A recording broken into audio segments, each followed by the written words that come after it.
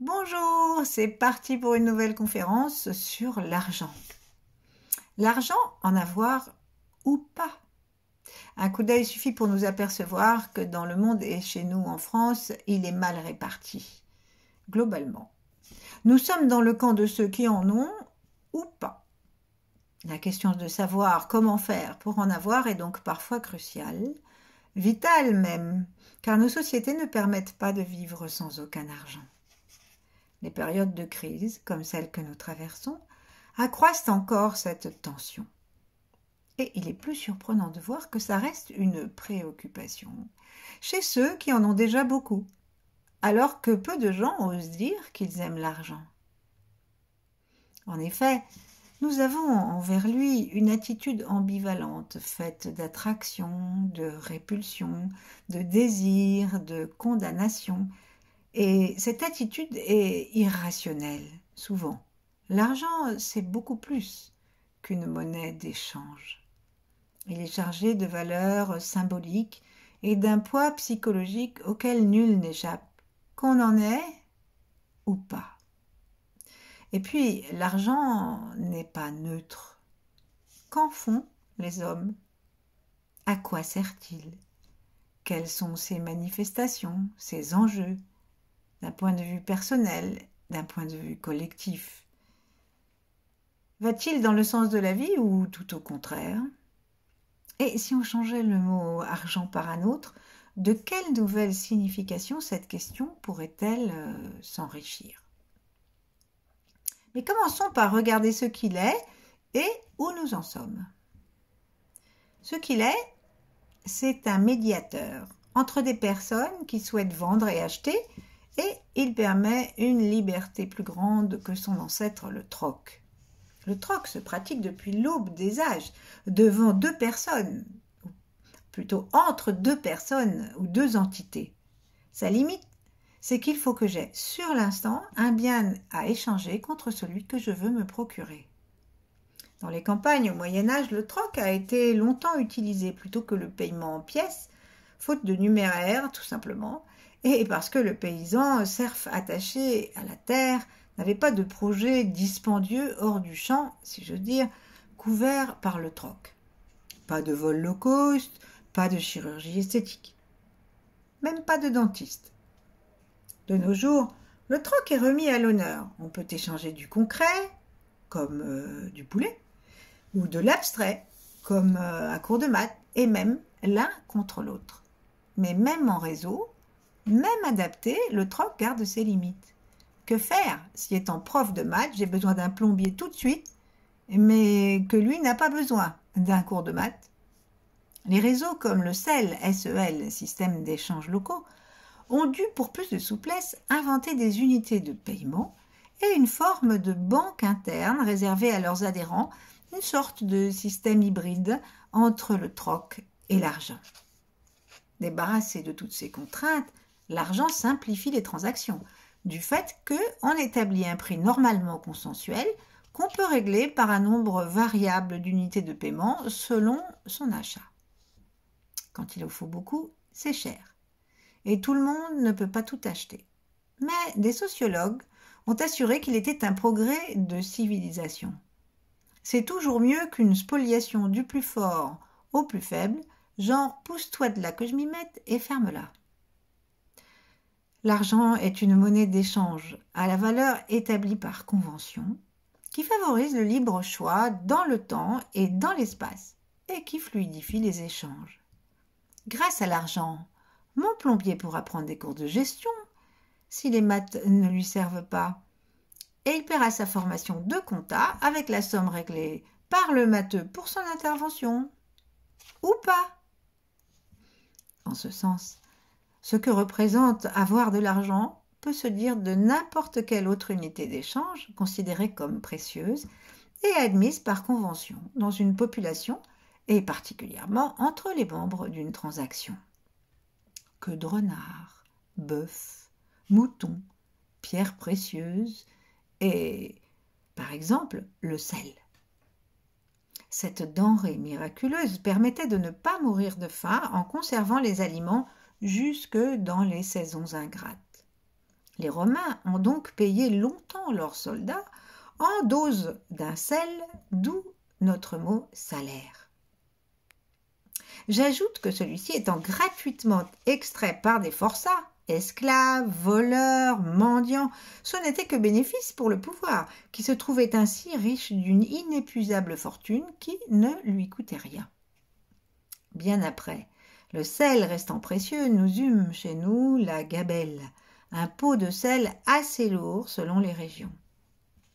Il reste que depuis des millénaires et dans le monde entier, la monnaie d'échange la plus répandue fut métallique, d'où notre mot argent. L'usage de métal précieux, or, argent, reposait sur la valeur intrinsèque de l'objet, comme un bœuf en quelque sorte, mais plus maniable. La monnaie fiduciaire circulait aussi, c'est-à-dire une monnaie uniquement fondée sur la confiance. La confiance, ça ne repose sur rien de tangible.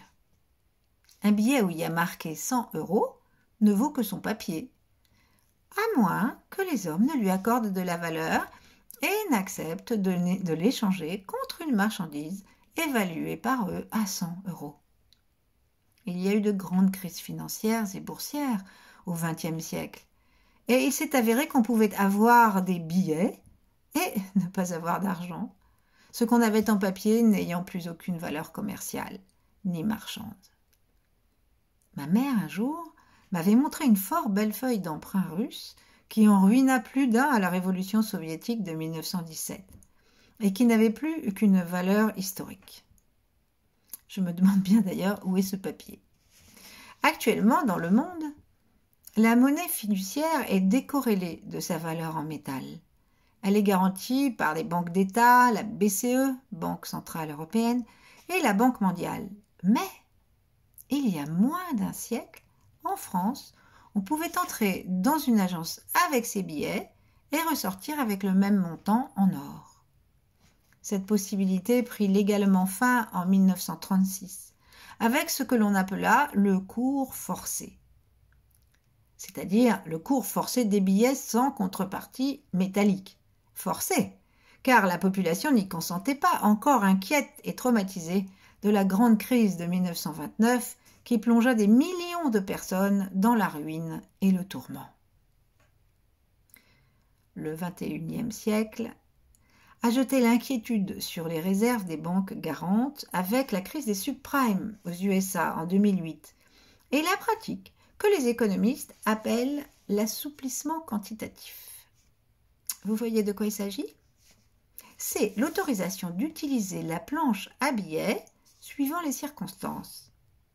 Selon les informations du Fonds monétaire international, plus connu sous le nom de FMI, ces gouverneurs ont accordé à la Banque mondiale le droit d'imprimer sans contrepartie métal 456 milliards en billets en 2021 en vertu du DTS. Ah, vous savez ce que c'est que le DTS? Eh bien, c'est le droit de tirage spécial. La monnaie demande de plus en plus de confiance à celui qui l'utilise. Selon Radio France Internationale, le FMI a direct prévenu que 2022 serait une année de turbulence monétaire. Et pour clore cette balade du côté de la monnaie fiduciaire, notons que suite à ça, le privilège de battre monnaie n'appartient plus aux pays d'Europe et d'ailleurs, mais chez nous, à la BCE, qui délègue à chaque État la possibilité de créer un certain quota de billets et de pièces dans une politique d'ensemble. La Banque de France n'a donc aucune souveraineté en la matière, c'est juste un atelier d'imprimerie. Il est clair que de nos jours, la question de cette conférence sur la possession de l'argent et la liberté qu'il octroie s'applique aussi au pays. La Grèce en a fait l'amère expérience il y a quelques années. D'autre part, aujourd'hui, on va vers encore plus d'abstraction. De moins en moins de pièces sonnantes et trébuchantes circulent, et même de moins en moins de billets avec la diminution du nombre de distributeurs dans les campagnes, la généralisation des paiements en ligne depuis les paires de chaussettes jusqu'à son obligation pour payer nos impôts. Dans le concret, observons la suppression de la fente réservée au passage des pièces et des billets dans divers distributeurs, stations-service, horodateurs ou, de plus en plus, l'autorisation de payer en espèces seulement si on a l'exacte monnaie, les banques n'en délivrant qu'au compte-gouttes. Cette évolution vers l'abstraction du moyen de la transaction s'accompagne, paradoxalement, d'une évolution inverse vers les acteurs de la transaction. Disparu l'anonymat de l'argent liquide, ce sont les agents de la transaction qui deviennent concrets, du moins dans le monde officiel. Remarquons que cette abstraction de notre argent aboutit dans certains cas à ce que l'usager ne touche, au sens propre du terme, ni sa paye, ni aucune monnaie quand il achète, mais que cela ne change pas ni les conditions de salaire des gens, ni leur rapport à la dépense. J'ai même lu que la possibilité de payer en ligne et d'obtenir ainsi toutes sortes de crédits avait augmenté le taux de surendettement en déconnectant la possession virtuelle de la possession réelle de l'argent. Une grosse pile de ducats ou aucune pièce toute poche retournée, ça c'est clair pour notre esprit. Mais quel est l'impact sur nos subconscients d'une virgule déplacée dans un nombre affiché à l'écran ? Un peu comme on dit que le deuil d'un être aimé est plus difficile quand on n'a pas assisté à ses obsèques, la virtualité n'empêche pas l'attachement ni à l'autre, ni à l'argent, mais entrave seulement la prise de conscience des réalités. Ainsi, cette abstraction, toujours plus grande, entraîne-t-elle un certain nombre de gens à se comporter comme s'ils étaient riches, alors qu'ils ne le sont pas. En vérité, un nombre non négligeable des personnes suivies pour surendettement n'ont pas conscience nette des sommes qu'ils ont ou qu'ils n'ont pas. Cette abstraction grandissante de l'argent est certainement la raison pour laquelle la langue française n'a pas inventé de synonymes familiers ou argotiques pour l'opération de paiement en ligne, ni pour la carte bancaire. Il y a les bifetons, mais il n'y a pas de carton. Par contre, pièces et numéraires en général continuent à être nommés de quantité de façons qui indiquent à elles seules l'importance concrète que nous accordons à l'argent et le plaisir ou le soulagement qu'il procure. Beaucoup de ces mots sont argotiques et ils renvoient à l'usage premier de l'argent, qui est de pouvoir se nourrir. Voici quelques exemples. L'oseille permet de mettre du beurre dans les épinards, et alors que peu de gens aujourd'hui mangent de l'oseille, ce mot a trouvé une nouvelle jeunesse dans le verlan zéyo. On a du blé aussi, ou plus un radis, ou de l'avoine, ou de la fraîche. Le mot fric, c'est le diminutif de fricot ou fricassé, qui est un plat de résistance où l'on frit les aliments avant de les laisser mijoter. Côté concret, le pèse renvoie bien sûr au poids de l'argent, les briques au volume du billet et les plaques à leur forme, le pognon à ce qu'on met dans sa main, son poing, sa pogne, et enfin la caillasse ou yaska au peu de valeur du montant. L'argent est international. On parlera donc du flouze, terme arabe qui désigne un coquillage, du cash ou du lové, mot qui vient du romani. Du côté du vocabulaire standard et spécialisé, on n'est pas en reste, mais comme c'est moins imagé, j'irai plus vite. Billets, biens, pièces, espèces, numéraires, ressources, fortune, finances, disponibilité, liquidité. Alors certes, nous avons le choix des mots. Mais pour le verbe qui les accompagne, il n'y en a qu'un. Avoir. Dans son ombre traîne son contraire. Ne pas avoir. Manquer. Et comme nous l'a démontré notre promenade à travers mots, manquer d'argent, c'est à terme manquer de moyens de se nourrir et donc mourir. Christian Junot remarque à ce sujet qu'on dit gagner sa vie et non pas gagner son argent. Oui, mais n'est-ce pas un raccourci parlant? Sans argent, est-ce une vie, la vie qu'on vit? Nous ne parlerons pas de la misère des lointains pays émergents, qui émergent d'ailleurs si lentement qu'on y meurt toujours de pauvreté, ni d'aucun pays suffisamment loin de nos yeux pour nous épargner la compassion. Non, restons simplement ici, en France, et parlons des gens que nous croisons. Ne pas avoir d'argent et connaître les tribulations de la pauvreté, ce n'est pas une vue de l'esprit pour des millions de personnes sur notre territoire. Les Restos du Cœur ont acquis au fil des années une discipline tatillonne et soupçonneuse dans leur distribution alimentaire, tant les demandeurs ont augmenté en nombre.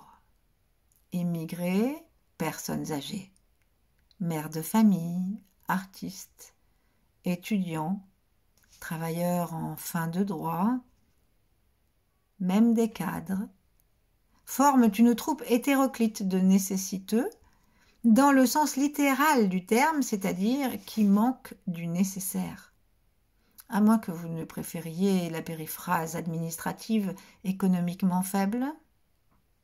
Mais de plus en plus, on rencontre parmi les indigents, c'est-à-dire littéralement dont les besoins ne sont pas assouvis, des gens qui travaillent. Au ravage de ce qu'on appelle l'ubérisation, à savoir travail à la tâche et protection sociale et salariale amoindrie, s'ajoutent diverses conséquences de la crise actuelle, sans oublier la condition faite aux paysans. J'ai pris récemment un vrai taxi, dont le chauffeur était accablé par des journées de 15 ou 16 heures pour des bénéfices quotidiens d'une trentaine d'euros, faute d'assez de clients et par rigidité des charges. Pour ces personnes, philosopher sur l'argent est complètement déplacé, inutile et presque obscène. Donne-moi d'abord à manger et de quoi vivre au chaud avec mes enfants. Permets-moi de gagner ma vie et on parlera après. C'est à chacun de nous, si nous ne sommes pas dans cette situation, de répondre à cette demande légitime à notre façon. Et nous ne pouvons pas ne pas prendre position, car ne rien faire, c'est encore faire. Et ne croyons pas que si nous ne sommes pas pauvres, la pauvreté d'autrui ne nous concerne pas. Parmi nos aïeux, nous avons forcément eu des gueux et des miséreux, dont les mémoires nous ont été transmises, même à notre insu, au même titre que la forme de nos narines. Un jour, je me suis aperçue que lorsque je desservais des plats, je me débrouillais toujours pour en avaler subrepticement une cuillère entre la table du repas et l'évier, surtout quand il y avait des amis. Impossible de m'en empêcher, je me serais sentie mal. Mais pourquoi? Personne ne m'aurait interdit de me resservir. Un jour, j'ai compris. J'avais hérité d'un réflexe de misérable servante qui cherchait à manger à sa faim avec quelques miettes volées aux riches, attablés, en allant du salon à l'office. C'est elle qui m'avait légué cet automatisme pour que je survive.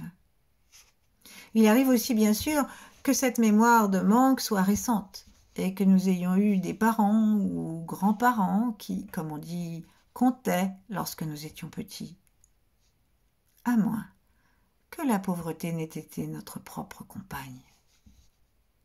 C'est une des raisons pour lesquelles l'insécurité du manque n'est pas exactement corrélée à la situation objective. On demandait à John Davidson Rockefeller, sans doute l'homme le plus riche du monde au XXe siècle, à partir de quel montant il considérerait qu'il aurait assez d'argent, et il répondit « encore juste un petit peu plus ».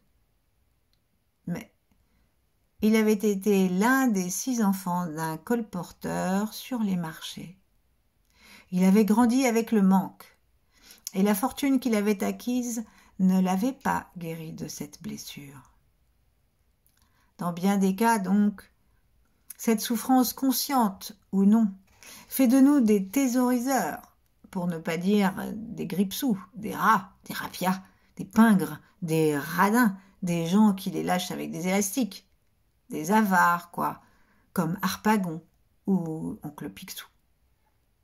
La peur du vide se conjure par le trop-plein et la constante vérification du niveau. Ajoutons que, symboliquement, l'argent n'est pas seulement une commodité, même nécessaire. Du fait qu'il permet la vie, la sécurité, le bien-être, il symbolise l'amour, particulièrement l'amour maternel. L'argent dit liquide circule comme le lait maternel, comme le bisou reçu et rendu, le rire partagé ou les glissades au toboggan. Les expressions argent liquide ou liquidité indiquent des sommes immédiatement disponibles à cette mise en circulation, tout comme l'amour est toujours disponible. Même en bourse, on parle des cours de la bourse comme de cours d'eau, et on parle de flux. Les parents souvent absents voudront couvrir leurs enfants de cadeaux s'ils le peuvent, comme les marques d'amour qu'ils n'ont pas pu leur donner et les truchements pour garder le lien lors de nouvelles absences. On voit que nous sommes loin du simple outil monétaire. Alors, si nous avons fait le transfert amour-argent, manquer d'argent, c'est donc peut-être révéler qu'on n'a aucun amour à faire circuler. Les psychologues affirment que si telle est la situation, c'est qu'on en a manqué dès le début, qu'on n'en a pas reçu, ou pas assez. Et refuser de dépenser aussi. Si on a ressenti trop peu d'amour et si l'argent a compensé ce manque, il nous faudra nous recroqueviller sur ce que nous possédons, qui paraîtra toujours trop peu, vu que la béance de l'amour ne se soigne pas de cette façon. Pour rester dans le registre de la liquidité, toute dépense paraîtrait une fuite. Dans un cas comme dans l'autre, le résultat est le même. On n'en a pas à notre disposition. On souffre d'être sans. Il pourrait aussi s'agir de nous maintenir dans un mal-être compatible avec une mauvaise opinion de nous, instillée par nos parents comme une auto-punition, qui prolongerait leur opinion à notre égard, une action du surmoi. De l'argent, si nous en avons, ça sera comme si nous n'en avions pas. Le souvenir et la crainte de la misère, le manque d'amour familial qui provoque cette thésaurisation, jettent une nouvelle lumière sur le caractère particulièrement épargnant des Français.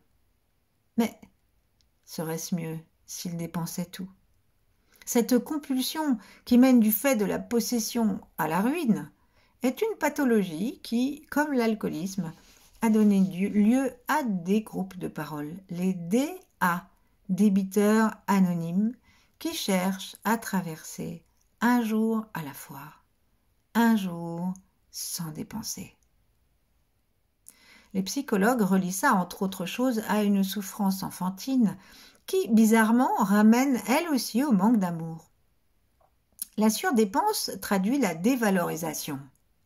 Nous ne nous accordons pas le droit de disposer de quoi vivre normalement, si bien que nous nous débrouillons pour nous priver de ce que nous avons. Ou encore, nous avons besoin d'acheter constamment le droit d'exister. La surdépense illustre aussi la nécessité de se prouver son pouvoir, faute d'en avoir la tranquille certitude. Se payer quelque chose, c'est rassurant dans un premier temps.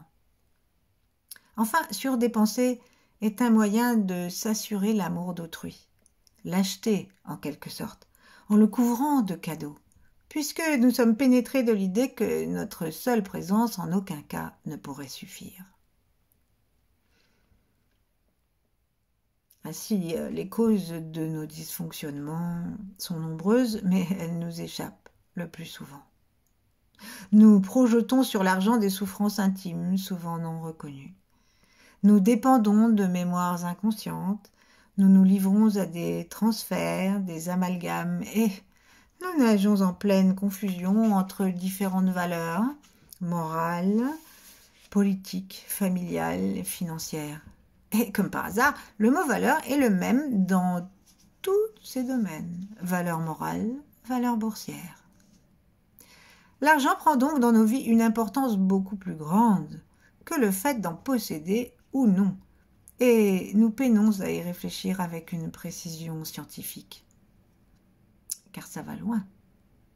La plupart des couples aux comptes séparés testent à leur conjoint le montant de leurs économies comme de leur patrimoine, sujet aussi tabou que le nom de leurs amants et de leurs maîtresses. Et encore, il y a des gens qui s'interdisent de s'enrichir plus que leurs parents. Par loyauté familiale, tout le monde n'est pas capable de jouer les Rockefeller. Ils s'obligeront à tirer le diable par la queue comme papa. D'autres, lors de successions, entrent dans des brouilles infernales, des brisures d'amitié sans faille pour des sommes dérisoires. Et il y en a qui choisissent de refuser tout, l'argent comme le reste, le concret comme l'abstrait. Fondamentalement et inconsciemment, nous ne percevons pas l'argent seulement pour ce qu'il est ou devrait être. Un simple outil normalement destiné au bien-être de tous, et donc de nous aussi. N'est-ce pas dommage? Mais en prendre conscience, c'est une porte vers la liberté intérieure. Ajoutons qu'il n'y a pas que des raisons personnelles, mémorielles, affectives et inconscientes dans nos orientations personnelles, financières. On peut aussi refuser la richesse par sens moral, par idéologie, par engagement religieux ou simplement parce qu'on s'en méfie. On peut le rejeter parce qu'on sait que l'argent, ce n'est pas seulement la vie, c'est aussi la mort, selon ce qu'on en fait et comment on l'obtient. Selon l'organisation de notre monde actuel, l'argent est plus rare que la main-d'œuvre humaine, quasiment gratuite dans de nombreux points du globe. Et comme tout ce qui est rare dans un monde marchand, il est cher. Ainsi, l'humain vaut-il beaucoup moins que l'argent qu'il permet de gagner? Esclavage, prostitution forcée, travail des enfants, exploitation sans vergogne ni limite sont monnaie courante sur les toits du monde, en Arabie Saoudite, en Chine, en Afrique aussi, au point que chaque jour, des malheureux préfèrent risquer la mort et l'exil plutôt que de rester dans leur pays d'origine pendant que nous profitons de leur richesse et de leur travail. Pas de quoi avoir envie d'être complice. La France, en tant que pays, est resté en 2020 le 3e producteur et vendeur d'armes au monde, derrière les USA et la Russie. On se félicite de ce fleuron de l'industrie française. Fleur, oui, mais de chrysanthème. Avec notre armement, la mort balance son étendard au Yémen. Les États ne sont pas les seuls. La mafia aussi assoit son pouvoir sur un argent sale qui provient de vente d'armes, de drogue, d'organes humains ou d'humains entiers et de trafic sexuel. À titre individuel, qu'en est-il?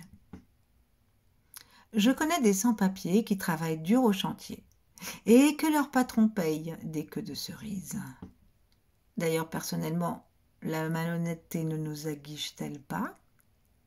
Du simple silence au moment où la caissière s'est trompée en notre faveur, à l'omission de quelques revenus dans notre feuille d'impôt, en passant par l'oubli d'informer nos acheteurs de telle défaillance de notre voiture, et par de menues escroqueries aux assurances. Je miserai une bonne somme sur cette paraphrase de La Fontaine. Ils ne cessaient pas tous, mais tous étaient tentés. Alors, existe-t-il un argent propre? La réponse est difficile. En tout cas, dès qu'il est du côté plus clair de la force, la plupart du temps, il est difficile à gagner. Nous avons appris cette souffrance depuis des millénaires. Dès les premières lignes de la Bible, Dieu a chassé Adam du paradis avec cette malédiction: tu gagneras ton pain à la sueur de ton front. Il est admis qu'il s'agit d'un commandement premier et préalable au décalogue, suivi de près par l'ordre aux femmes d'accoucher dans la douleur. Cette injonction à la souffrance et à la peine a été prétextée pendant des millénaires pour justifier l'exploitation de la plus grande partie de l'humanité, à l'exclusion de quelques happy few qui ne se sont pas du tout sentis visés par la divine sentence, mais qui ont su l'utiliser à leur profit. Aujourd'hui, certes, on interprète aussi cette phrase comme une constatation désolée de la conscience omnisciente, pour qui l'éternité est un instant. On l'entend comme un dernier appel à Adam pour qu'il change d'attitude. Il faudrait sous-entendre « si tu continues comme ça, tu gagneras ton pain à la sueur de ton front ». Un peu comme le destin de fatalité et le destin de providence des bouddhistes. Si tu continues comme ça, tu erreras, emprisonné dans le destin de fatalité du samsara. Regardons le monde. Nous en sommes toujours là. Nous avons continué. En témoignent des axiomes comme le darwinien « struggle for life », se battre pour survivre, ou la loi « no pain, no gain ». Le champ d'application de ces injonctions est vaste. Adèle Combe vient de publier en 2022 une étude intitulée « Comment l'université broie les jeunes chercheurs ». Elle y détaille la souffrance infligée aux étudiants qui préparent une thèse, dans le mépris, le harcèlement et l'absence totale de rémunération. Certains furent accueillis par cette phrase inaugurale « Un doctorant qui ne souffre pas est un mauvais doctorant ». Encore plus vaste, pensons au proverbe sadique, sans doute inventé par des hommes et destiné aux femmes. Il faut souffrir pour être belle.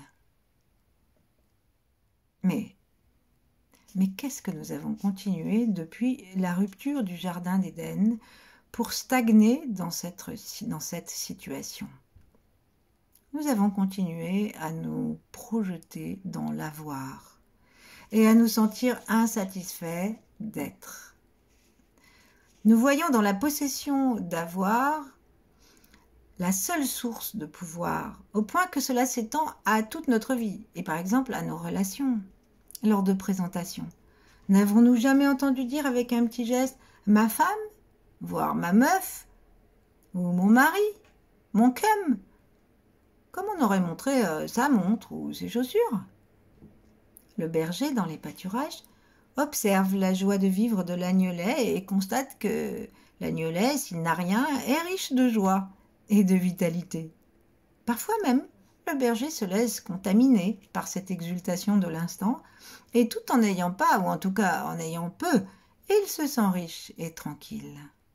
Mais sans doute, a-t-il eu besoin de l'espace des montagnes et du ciel, des leçons animales et du silence des étoiles, pour se dessaisir de l'addiction de l'humanité à l'avoir? Par contre, en tant que pays, nous sommes en plein dedans. Rendons-nous compte que nous comptons encore la croissance du PIB pour seul indice de la croissance de notre bien-être et de notre bonheur. Or, le PIB, produit intérieur brut, est calculé à partir de l'augmentation des productions économiques et c'est tout. Le Bhoutan a bien tenté le bonheur national brut BNB. Bon, personne ne l'a suivi. Or donc, chez nous, pour 2021, les prévisions de croissance de notre PIB, selon le Fonds monétaire international, étaient de 14%. Et nous caracolons à la 5e place des pays les plus riches, derrière les USA, la Chine, le Japon et l'Allemagne, sur un total de 195 pays indépendants reconnus par l'ONU. Cette information m'a laissé pantoise, pour 2 raisons. Premièrement, mais quelle peut être la responsabilité d'un pays si riche envers les 190 autres pays moins riches que nous, et dont plusieurs sont à l'agonie? N'y a-t-il pas là quelque chose qui cloche, qui devrait, si nous en étions pleinement conscients, nous empêcher de dormir? que faire de notre place pour changer ce scandale? Et d'autre part, si l'avoir est l'origine du bonheur d'être, nous devrions appartenir à l'un des 5 pays les plus heureux du monde. Est-ce le cas? Eh bien, j'espère que non. J'espère bien que même loin de derrière notre PIB, de nombreuses populations jouissent de plus de bonheur que nous. Vu chez nous le nombre de SDF, le nombre d'anxiolytiques consommés annuellement, le nombre de stupéfiants sur le marché, le nombre de suicides, le nombre de crimes, le nombre de maltraitances, le nombre de maladies psychiques et physiques. Nous avons gagné, avec la réduction de l'être à l'avoir, un billet première classe et plein tarif pour l'enfer. Car en plaçant en numéro 1 de nos ambitions l'augmentation du PIB, de la croissance et de la production, nous plaçons forcément en numéro 2 l'humain, et plus largement la terre et tous ses animaux, ses arbres et même son ciel. Qui veut la fin veut les moyens, dit-on. Dans ce renversement des valeurs, de l'être et de l'avoir, toutes les formes de vie sont ravalées au rang de moyens, c'est-à-dire chosifiées, donc sans aucun prix, donc jetables. Quant à la fin, dans le double sens du mot, à savoir le but et le terminus, c'est l'argent et son pouvoir. L'argent appelle l'argent, et tout est bon pour l'accroître. La fortune des 10 hommes les plus riches du monde a doublé depuis le début de la pandémie, d'après un rapport d'Oxfam rendu public lundi 17 janvier 2022, donc c'est qu'il y a quelques jours. Pendant ce temps, les revenus de 99% de l'humanité ont fondu jusqu'à l'intolérable. Et on a continué à supprimer par milliers des lits à l'hôpital. Les dérives politiques et sociales que j'ai mentionnées tout à l'heure ne sont donc pas des accidents, non, mais des conséquences normales et inévitables de cette erreur de classement entre l'être et l'avoir. Erreur qui a fini par faire de nous l'espèce la plus invasive et la plus malheureuse de la Terre. Et comme les simplettes dont rient les petits-enfants, nous sillons, au sens propre du terme, la branche sur laquelle nous sommes assis. Cette obsession de l'avoir est donc source de souffrance pour les autres et pour nous-mêmes. Bouddha l'avait déjà enseigné il y a 2000 ans. Elle nous maintient orientés vers les phénomènes extérieurs, subissant leur attraction et leur répulsion. L'avoir nous enferme en effet dans un monde de l'attraction qu'on peut aussi nommer désir. Le désir lui-même, c'est l'enfant du manque pour lequel nous éprouvons de la répulsion. Mais qu'arrive-t-il lorsque le manque nous est consubstantiel? L'assouvissement du désir parvient à le combler, mais jamais durablement, jamais totalement. D'ailleurs, nous sommes toujours dedans. Les publicitaires le savent, qui activent et recréent constamment ce mécanisme du désir. Comme une addiction, nos désirs nous font dépendre toujours plus d'un extérieur qui nous échappe en grande partie. En effet, si nous confondons avoir et être, nous croyons vital d'avoir pour être. Notre désir devient une soif qui ne peut jamais s'éteindre, se manifestant aussi par son ombre, la peur de perdre ce qu'on a. Ainsi naissent et prolifèrent des négativités comme la jalousie, la convoitise, la cupidité, la peur et l'avarice, qui ne rendent heureux ni ceux qui les éprouvent, ni ceux qui les subissent. Mais comment faire autrement? La richesse, comme tout ce qui est créé, comme nous-mêmes, a un début et une fin, et nous n'avons aucune certitude que notre fortune puisse échapper à cette règle. Et quand bien même, lorsque notre propre impermanence nous éclatera au nez, nous ne l'emporterons pas en paradis. Nous devrons partir sans, comme des pauvres. Quel sort pénible! Quel sort pénible que de dépendre d'un avoir aléatoire et temporaire pour asseoir notre besoin vital et constant de nous sentir être. Dans l'Avare de Molière, Harpagon crie cette confusion dans son délire, alors qu'il vient de s'apercevoir qu'il a été volé. « Au voleur, au voleur !» Et aussitôt « À l'assassin, au meurtrier !» Puis il balance de l'être à l'avoir dans une même désolation. Je suis perdu, je suis assassiné, on m'a coupé la gorge, on m'a volé mon argent. Dans la quête de l'avoir, chacun devient l'ennemi implicite de l'autre. Dès qu'on est dans le monde des objets, on se heurte à l'existence des limites. Si bien qu'à un moment, ce qui est donné à l'un ne sera plus disponible pour l'autre. Dans le royaume des égaux, si Obélix prend la plus grande part du gâteau, Astérix n'en aura qu'une petite. En revanche, si on se débarrassait d'Obélix, Astérix pourrait tout manger. Dans cette logique, l'augmentation du pouvoir donné par l'argent n'est que l'augmentation du pouvoir de nuisance de l'homme et l'établissement d'un monde de division. La division, c'est exactement le sens étymologique du mot diable, c'est-à-dire en grec ce qui est jeté au milieu, et qui, brisant l'unité, fait d'un seul morceau deux morceaux séparés et bientôt antagonistes. C'est pourquoi Jésus dit que nul ne peut servir deux maîtres, Dieu et Mammon. Il acte ici que l'argent, Mammon, ne nous sert pas, mais que c'est le contraire qui se passe. Saint Jacques, à son tour, invective les riches avec violence. Vos richesses sont pourries, dit-il, et vos vêtements sont rongés par les vers. Votre or et votre argent sont rouillés, et leur rouille s'élèvera en témoignage contre vous, dévorera vos chairs comme un feu. Vous avez refusé de payer le salaire des ouvriers qui travaillaient dans leurs champs. Dans vos champs, pardon, ça change beaucoup de choses. La rouille n'attaque que les objets, et précisément les objets métalliques, comme les armes. Dans le monde de l'avoir, déconnecté de l'être, l'argent, c'est une arme de mort. Or, la vie est précieuse. Elle est faite pour être facile et joyeuse et remplie d'amour, d'autant plus qu'elle dure peu. Regardons les petits animaux, ils sont comme les petits hommes.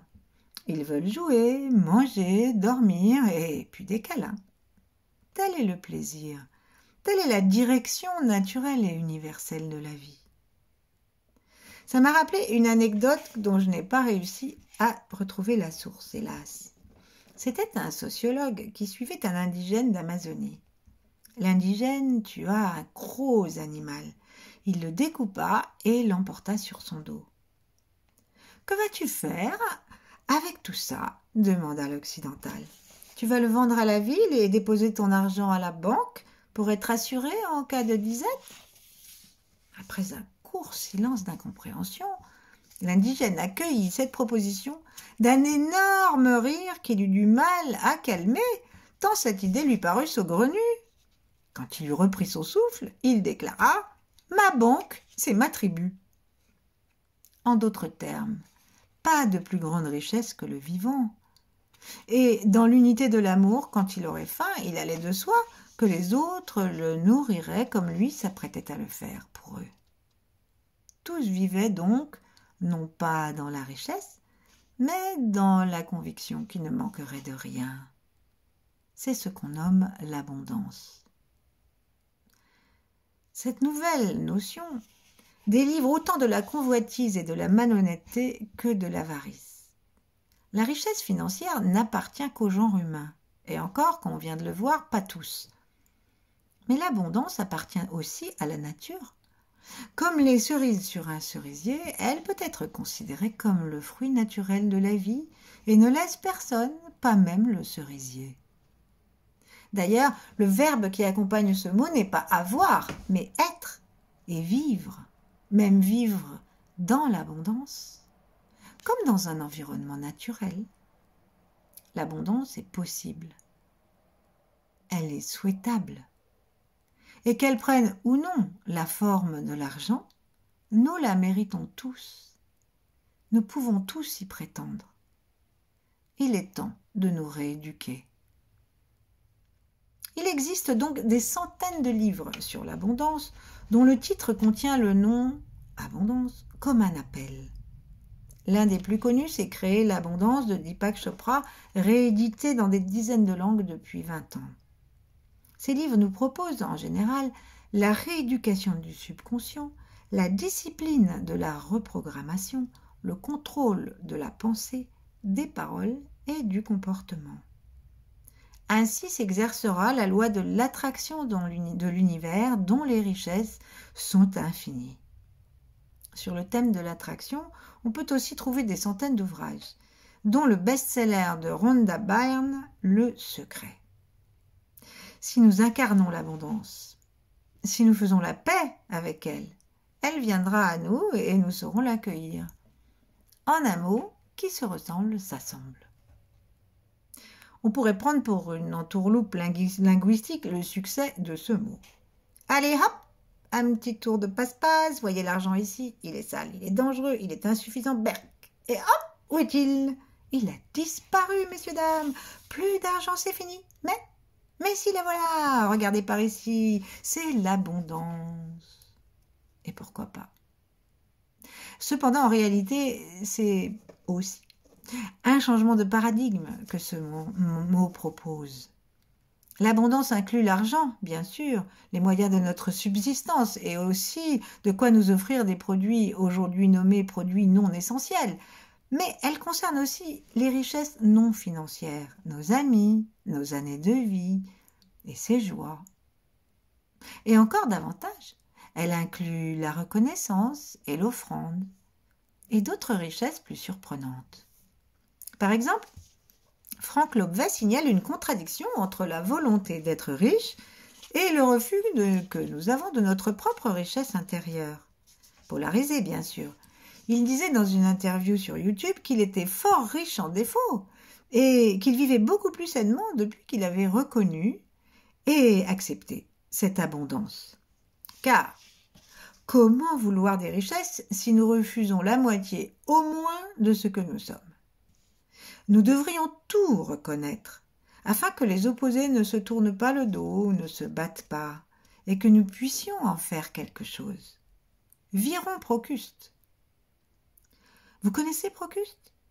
Ce cinglé allongeait tout le monde dans le même lit, et il coupait les jambes de ceux qui étaient trop grands. Il étirait celles de ceux qui étaient trop petits. Alors si le lit de Procuste nous dégoûte, observons les circonstances où nous nous infligeons à nous-mêmes ce traitement et remplaçons le refoulement ou l'amertume par l'amour. Reconnaissons-nous comme nous sommes. On pourrait le dire aussi de cette façon. Remplaçons le pouvoir patriarcal par le pouvoir matriarcal qui aime, chérit et protège la vie. On a vu où nous conduit le patriarcat, loin de l'amour, contre la vie.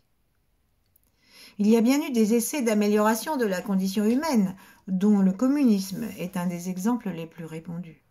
Mais tout a échoué, car ces procédés viennent de la même source qu'ils prétendaient tarir.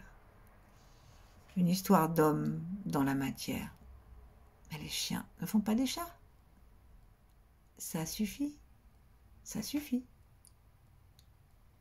Seul l'amour est sans danger, il guérit et unit. Le malheur se dissipe, la pathologie aussi. La médecine considère comme malade un enfant qui se mutile. À l'échelle de notre planète, c'est ce que nous faisons. Mais peu importe, la sollicitude du yin ne fabrique pas de différence entre la partie et le tout. Elle délivrera et guérira la planète et les vivants.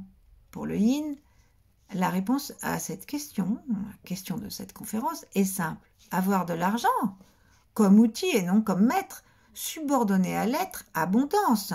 Oui, à foison, mais alors pour tout le monde et pour réparer. Par contre, un système qui tue et qui divise les vivants entre ceux qui ont de l'argent et les autres, alors là c'est non. Il ne faut pas confondre féminité et passivité. Si nous voulons agir, hommes ou femmes, rendons honneur au féminin. Femmes, respectons-nous nous-mêmes en tant que femmes et faisons-nous respecter. Hommes, reconnaissons et honorons notre féminité intérieure, notre richesse inconnue, en la laissant s'exprimer. Et puis, il faut trouver la force, l'énergie nécessaire à cette mutation. La force n'est pas dans la matière. Ça fait des millénaires qu'on essaye en vain de l'y trouver et on bricole. Elle est dans l'énergie, une et intelligente, qu'on appelle aussi conscience, ou lumière, comme celle que symbolise l'or. Il n'est plus temps de se ruer vers l'or extérieur.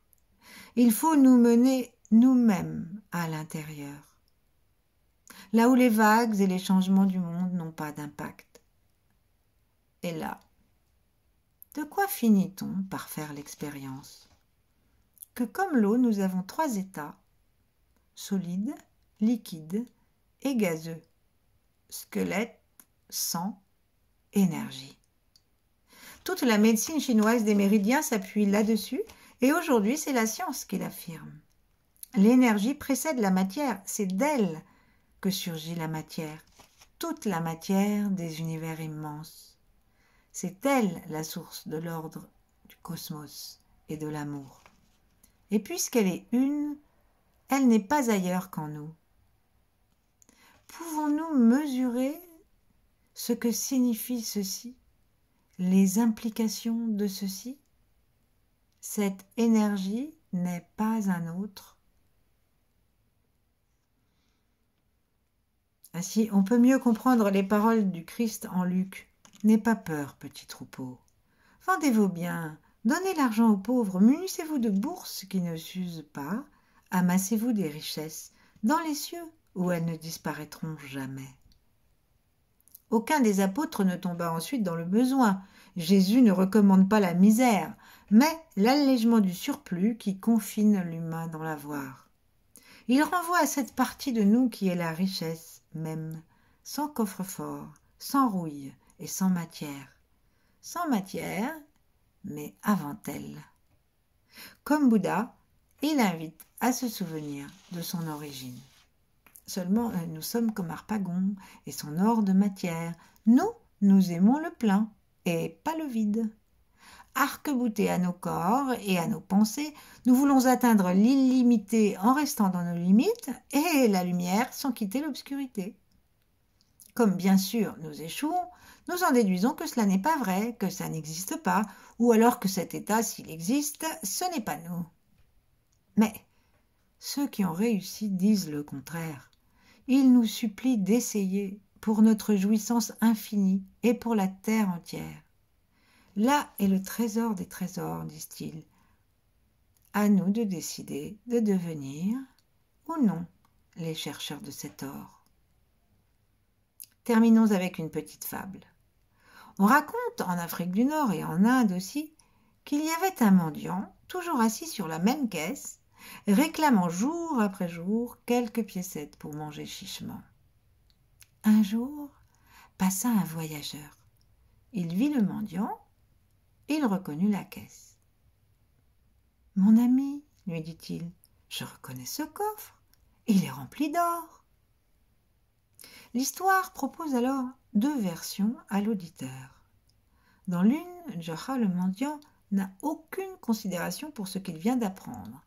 Il méprise le voyageur, se moque de ses bêtises et continue misérablement à mendier plutôt que de faire l'effort d'ouvrir la caisse. Dans l'autre, il tient compte de cette information. Il sort d'un seul coup de la pauvreté et il festoie indéfiniment avec tout le village et les voyageurs. Eh bien, nous sommes arrivés au terme de cette conférence. Je vous remercie de m'avoir écouté. À bientôt.